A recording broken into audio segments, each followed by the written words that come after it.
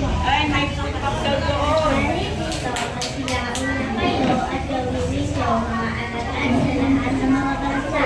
Kung sila'y inyong pagtispuhan sa pangalan ng Ama, ng Anak, ng Espiritu Santo, na ituloy ninyo sa kanilang ganapin ang lahat ng mga bagay na inuutos sa inyo. At narito, ako'y sumasa inyong panalangin at kakusan ng Panginoon.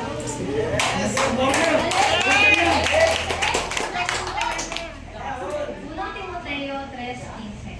Ngunit kung ako'y magluwat ng mahabang panahon, ay upang malaman mo kung paano dapat sa mga tao sa nila sa bayan ng Diyos, na siyang iglesia ng Diyos ng buhay, at saligid sa ligan ng pagkakawanan. Unang Timoteo 1:1 patuloy hanggang 10.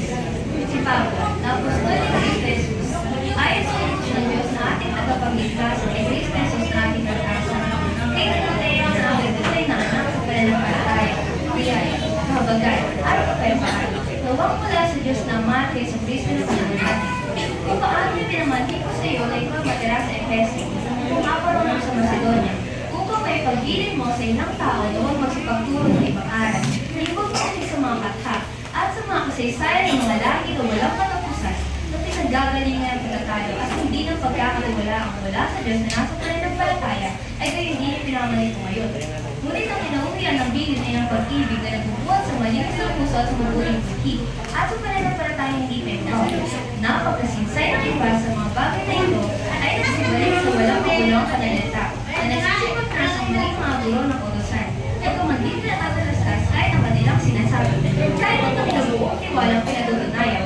Dasapwan, nalalaman natin na ang kautusan ay hindi ginawagan sa taong magsibig, kundi sa mga walang utusan at humuhulog, dahil sa masasama at mga makasalanan, dahil sa mga di banal at kapagkapastangan, dahil sa nagsisipatay sa Ama at sa nagsisipatay sa Ina, dahil sa mga kumamatay tao,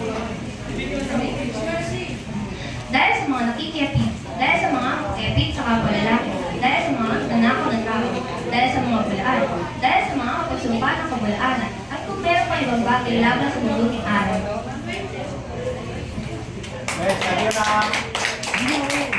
Alam sa Thessalonica, 1:4.